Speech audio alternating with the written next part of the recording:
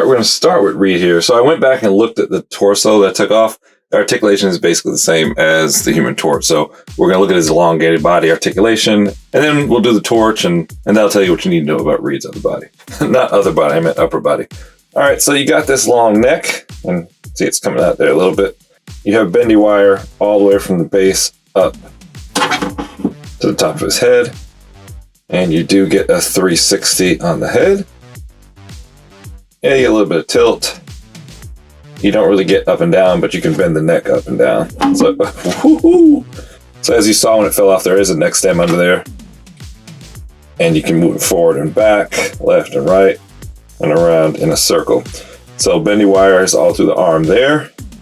Now, I can't tell what kind of connection is here, but you would get a 360 if you didn't have this fabric here to rip.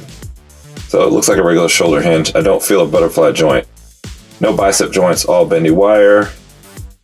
You can turn the wrist here, but again, you don't want to rip the fabric. So go back and forth a little bit, but don't play with too much. You do get a 360 on his big mitts. You get that hinge joint, and the hinge joint can spin around. I'm pretty sure. Hold on, double check if I remember correctly. Yeah. So it's omnidirectional there. Now here in his torso, up here is hard, and then right here at his abdomen is where the bendy material starts. And you can get some flex there. You can go left and right. Not as much though, it's kind of stiff. Then you get down here, it's regular legs. You just replace the other boots with these long boots. So you have a knee that gives you a 90-degree bend there, and it does turn at the thigh. Again, the fabric keeps it from turning all the way. You get a pretty decent split. Bend forward, kick range, knee bend, double jointed. Oh yeah, you can get some stretch there. And his feet, they're on rockers. Point down, point up. And oh, these are bendable too, didn't know it. So you get bendy wire down here on the bottom portion of his legs. That's pretty awesome. So Reed standing straight up is about 13 inches. Because 12 inches is right above his chin, and that head is a little bit bigger than an inch. So yeah, about 13 inches, maybe a little bit under. Ooh. All right, Johnny Storm. So remember when you're working with this head, it does have that battery placement and the switch there. So you don't want to be too rough with it. You want to be gentle so you don't damage it. Good tilt left, good tilt right. Looking down. Arms get up yay high.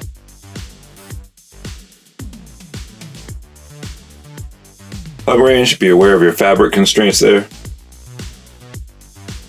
Flame on! Wingspan. Sick. Double jointed elbows got them flexing on you. Wrist hinges, go full 360 so they give you whatever you want. Now we're not going to do 360 on the shoulder because the fabric is not having it. There is a bicep swivel in there, and there is a wrist swivel. You can turn right here at the cuff. And of course, 360 at the fists. Got an upper torso rocker. He's got good range on the crunch. Flaming crunches. Also good on the willy way back. He also has waist articulation down there. You can move it around a little bit. Actually, no, I think this is his leg. Hold on. Okay, yeah. There is waist articulation there. You can move that forward and backwards along with the abdominal rocker. And it does turn, but of course, with the outfit, you don't want to do that. Split range is all right. Bend over is great. So is the kick. Van damaged, van glorious. Double jointed knees make him a good prancer. Shallow toe range means he's not a good dancer. The feet are on shallow rockers though. And his flames come in at just under 6 3/4 inches. His forehead comes in right about 6 inches. And here he is standing next to Marvel Legends Johnny Storm. If not for the flame effects, I'd say they are just about the same size. The Mezco Johnny Storm's waist sits a little bit higher, but the shoulders are about even. Maybe Mezco is a little bit bigger. Okay, maybe he's more than a little bit bigger. From the side, you can see the truth. All right, Ben Grimm, what you doing for us? Get a 360 up top. Head tilt left, head tilt right. Looking down at the ground. Looking up at a cup. Something that rhymes. Arms get yay high, really high, thanks to those awesome butterfly joints. Wide hung range, he's not gripping anything in tight. Sickest wingspan ever. 360 up top, 360 at the bicep, 360 at the elbow, 360 at the wrist, and also that wrist ball joint gives you 360. Getting a lot of action here. You get about 90 degrees at the elbow, and you get that good wrist action. You can get a kiss the ring or a pulse blast out of this guy. So don't be fooled like I was. There's a nice cut under his chest muscles here. I thought it added articulation, but it doesn't. He just has this one piece up here. And, oh, do you get a 360 on there? Okay. Okay, I was scared, but yeah, you get a full 360 there. It doesn't rock left or right, so you get no ab crunch. Whoa. Make sure you push his head on really good. That neck stem is kind of short and it tends to pop off. So as I was saying, no waist articulation there. He does have a thigh cut, but you can't do anything unless you pull up those shorts and you don't want to rip up this elastic. You don't get anything at the knee, but you do get a 360 at the foot. He really doesn't bend over much. Kick height's really shallow. That's to be expected. He's a big rock guy. Not much of a split. Double jointed pinless knees. Give him a straight 90 degree, I think. Toe range going up is pretty good. Toe range going down, it's okay. And I didn't forget Van Damage. I didn't even try it because those legs don't come apart enough. Feet are on rockers, but they're very shallow. Not going to get a lot of range out of it. He comes in right about 6.5 inches, which is the real 1/12 scale. As you can see, Marvel Legends thing towers over him. Bad paint job and all. I do prefer that orange look though. Hello, Susan. It's giving forehead. Tilt left, tilt right. Looking down. I can't see over my boobies. Despite the hair, the look up is not bad. Arms get up yay high. Fantastic hug.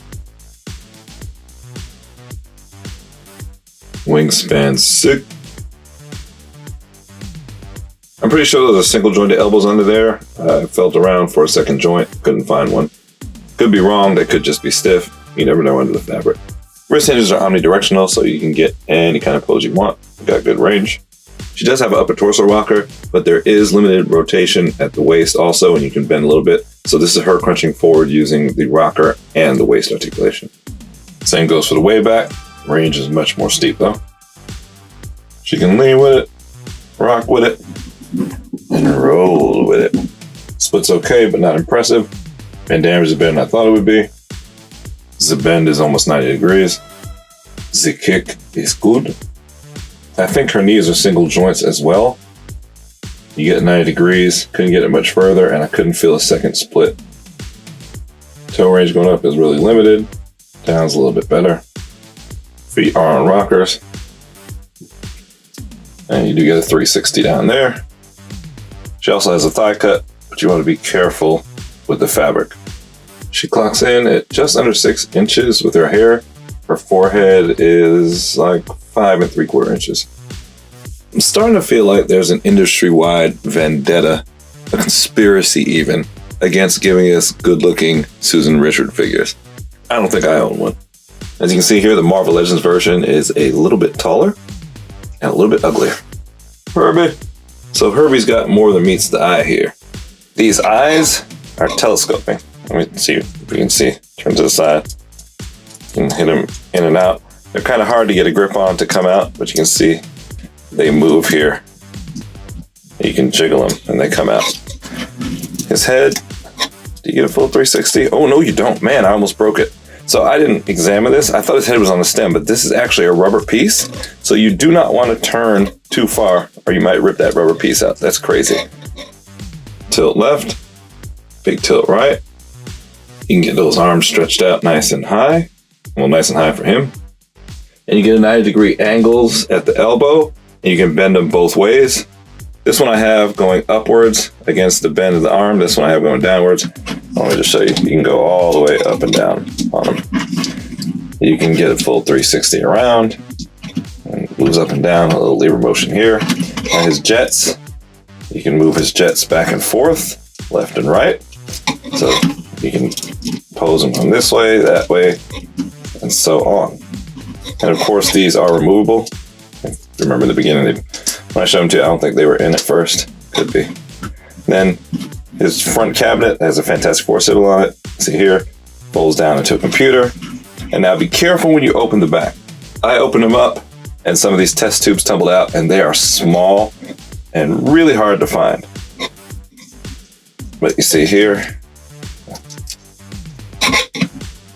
you see how small they are?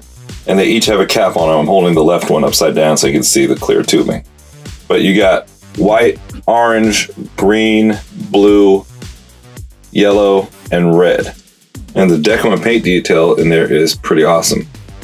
You get what you pay for here. Be very careful with your light post. This piece right here on mine broke off, not from anything I did. I had it laying down with the figures, and the thing was leaning on it, and it broke. And he's not that heavy. And also this flame stand, this peg right here fits into this slot. And I thought it was supposed to come out, but it doesn't stay in. When I put Johnny Storm in there the first time, it just fell apart. So, and it has a little bit of white chalk in there, so I don't know if it broke, but I'm gonna glue mine in no matter what because it can't support his weight as is. Because you see here, it's basically just falling out. So be really careful with that. So I don't know, I couldn't tell you if I broke mine or if it's supposed to come apart because literally the first time I touched it, this came out. I'll have to watch somebody else's review. All right, a couple of things before I give my verdict. Figured out what this is. This is to turn the lights on and off on the Human Torch's stand and his head. Second of all, I think Mezco forgot my battery. Somebody let me know if I'm wrong. I Googled it and couldn't figure it out, but I thought that when I did my Thanos and my Ghost Rider that they came with the batteries. I also thought I had the right size batteries here, and I did not, and I apologize. So I won't be able to show you the light up feature today. I'll get those batteries and I'll do a short and I'll put it up, but it'll most likely be after Christmas. So apologize for that. All right, so my verdict.